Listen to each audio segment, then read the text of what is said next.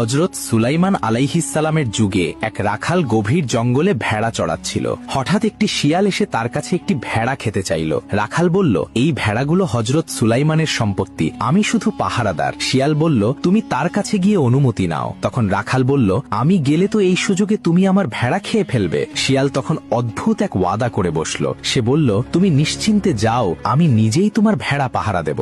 রাখাল অবাক হয়ে হযরত সুলাইমানের দরবারের দিকে রওনা হলো। পথে সে তিনটি অদ্ভুত দৃশ্য দেখল। প্রথমটিতে দেখল একটি গাভী তার নিজেরই বাছুরের দুধ পান করছে। দ্বিতীয়টিতে দেখল কিছু মানুষ ছেঁড়া ফাটা পুরনো কাপড় পরে আছে, কিন্তু তাদের সবার হাতে সোনার থলি। আর তৃতীয়টিতে দেখল একটি পরিষ্কার পানির ঝর্ণা বয়ে যাচ্ছে, কিন্তু তৃষ্ণার্ত হয়ে কাছে যেতেই এমন তীব্র দুর্গন্ধ বের হলো যে তার দম বন্ধ হয়ে আসার উপক্রম। দরবারে পৌঁছে রাখাল শিয়ালের জন্য ভেড়া খাওয়ার অনুমতির পাশাপাশি এই দৃশ্যগুলোর অর্থ জানতে চাইল। তখন হযরত সুলাইমান জানালেন, এগুলো শেষ জামানার নিদর্শন। প্রথম দৃশ্যটি সেই সব মায়েদের উদাহরণ যারা দুনিয়ার লোভে নিজেদের মেয়েদের ফিতনায় জড়িয়ে নিজেরা সুবিধা হাসিল করবে। দ্বিতীয়টি হারাম উপার্জনকারীদের উদাহরণ, যাদের অনেক সম্পদ থাকলেও জীবনে কোনো বরকত বা শান্তি থাকবে না, তারা ফকিরের মতোই অতৃপ্ত থাকবে। আর তৃতীয়টি হল শেষ জামানার ভণ্ড আলেম ও নামধারী দিনদারদের উদাহরণ, যাদের বাইরের রূপ দেখতে সুন্দর ও পবিত্র মনে হলেও তাদের